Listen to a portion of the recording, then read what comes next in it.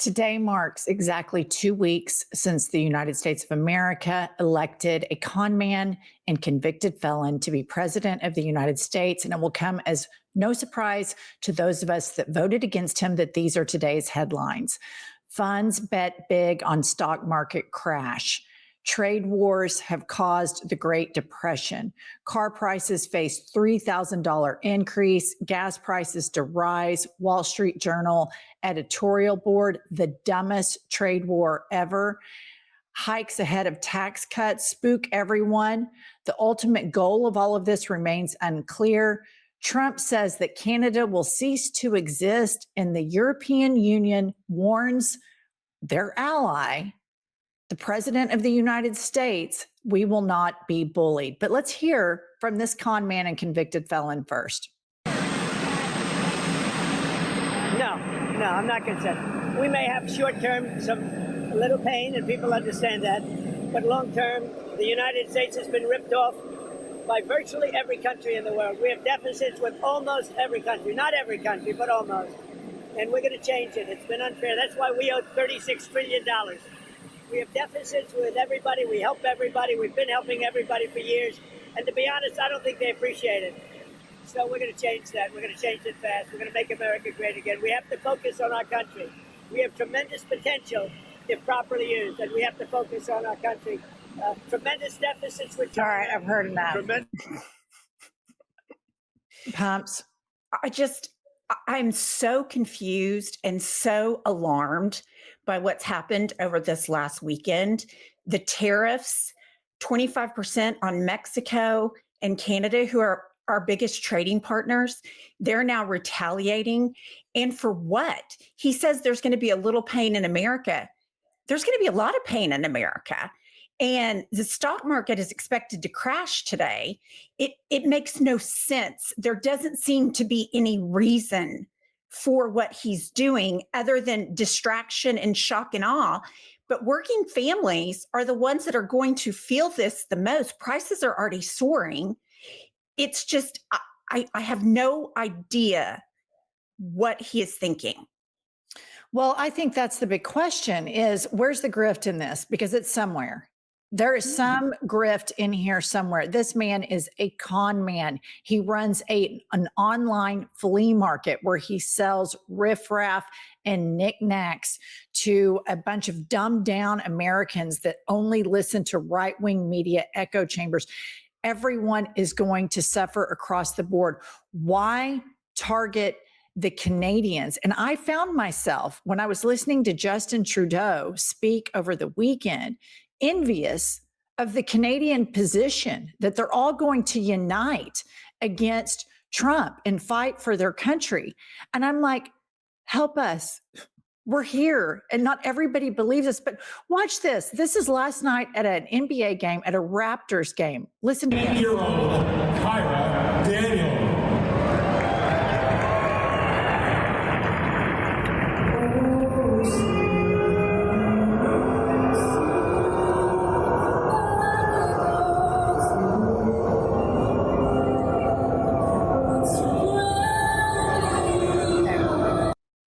So there you have the national anthem of the United States, and everybody's booing it, which who can blame them? Right. This is utter insanity. But my question is, who's benefiting from this? Let's follow the money, because either he is just this breathtakingly stupid and is surrounded by this many people that are breathtakingly stupid, or somebody has gotten into his ear that is going to benefit from this a lot, because he always has some sort of motive and some sort of grift.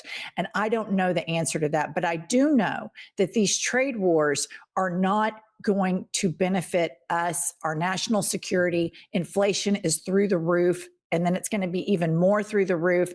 And you have the United States of America literally self-sabotaging. We are self-sabotaging our position. The Wall Street Journal editorial board said the next president, whoever wins, is inheriting a fabulous economy. But here we go. I mean, here we are. What's interesting to me about it is I thought Trudeau's pointed response that they were going to look to hurt red states the most. Part of me agreed with that because these are the people that refuse to be up to date on information, who refuse critical thinking, who refuse facts, who refuse expertise. And so Canada apparently has some strategy to make them feel the economic ramifications of these tariffs the most. And I part of me is hopeful, even though we live in a red state, because Well, these people defy logic. Canada said they were asked, why are you doing that? And they said, we have to fight smart. And it is smart. It is a smart way to fight this in a pointed way that there are states that they know, like the state we live in, where over 60% voted for Trump, where they need to feel it the most because you're buying into this con. Every company that this man has ever run has filed bankruptcy, has gone bankrupt. He's bankrupted a casino. And all of these people are about to find out you cannot run government like you run a business. It doesn't work that way. But you remember that podcaster, Tim Pool, who it was revealed was being paid by Vladimir Putin? Kylie, pop up this tweet. He says, after we destroy the Canadian economy, their will to resist will erode. We will then march in unopposed and deliver Canada to its rightful place as a territory of the U.S. with no political representation. Then Intellectualist retweeted this with comment and said, this is what MAGA is advocating, the annexation, occupation, and subjugation of our Canadian allies, driven by a desire to plunder their natural resources, an ambition that, in its essence, mirrors the expansionist aggression of history's most notorious regimes. Normally, I wouldn't pay much attention to a podcaster like Tim Pool, but because we have such anemic leadership, conspiracy theory leadership at the top levers of American, and I say this in quotes right now, democracy, I'm thinking if this guy was on Putin's payroll, maybe he can read the tea leaves into this more. Is this like a play like Putin does with Ukraine to take land? And he's got Marco Rubio. And I mean, Elon Musk is a total alleged drug addict running our country. Are we serious right now? Well, I think that if you look at the behavior so far in the Trump administration, Elon Musk is definitely the one in power. And in terms of why is he doing this? Does Russia want Canada? Does Russia want Greenland? Is that why we're picking fights with these people we have no fight with? I mean, that's as good of an answer as any. Okay, before we go further, we want you to support us by supporting our sponsor. Pumps and I have been researching these episodes. We always go to our favorite news app. It's called Ground News. We can see all the angles of this story from our phone. They're basically the Spotify of news, and that's why Pumps and I love it. Ground News gives you access to all of the world's news on one platform with context on each source, which is crucial for stories like these. In case you want to follow along at home, go ahead and scan the QR code on the screen or go to groundnews.com/IHIP. Pumps? I think it's so important to see what people on the right, what information they're getting. And I can do that with Ground News without having to immerse myself in it. It's so helpful. It really does. It lets you know when a story's coming, the right-wing biases on it, the left-wing biases on it, especially with all of these broligarchs and technocrats gaining levers of power. You can see, okay, what lean does this story have? What lean does that story have? And right now, facts matter more than ever. So join us, listener, by going to groundnews.com/IHIP to get 40% off the Ground News Vantage plan that Pumps and I use every single day.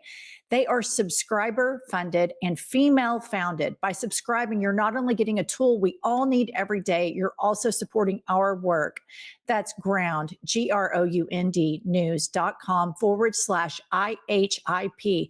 Look below in the show notes for all of the pertinent details to sign up and get your subscription. Okay, next up, last night, a person who we all blame for a lot of this, is Mitch McConnell. And he does a little stint on 60 Minutes. And I'm sorry, viewer, and I'm sorry, listener, but we're all going to have to listen to painful shit to get through this. Kylie, play the clip.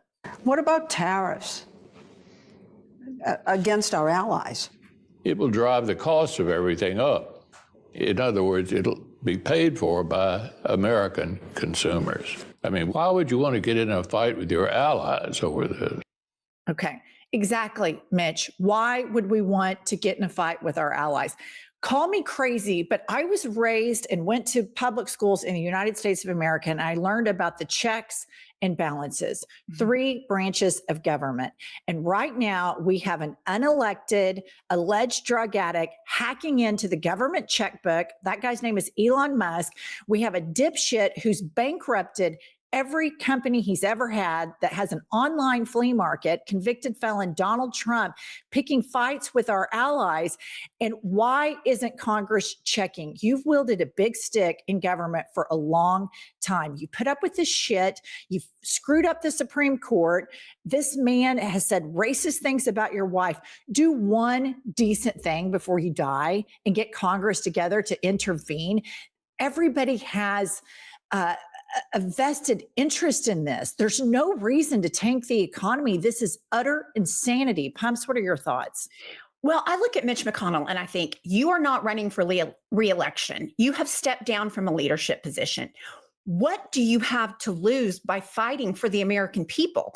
Because right after he said the tariffs are going to hurt the American consumer, why would you do that with your allies? He said he would probably support most of Trump's agenda.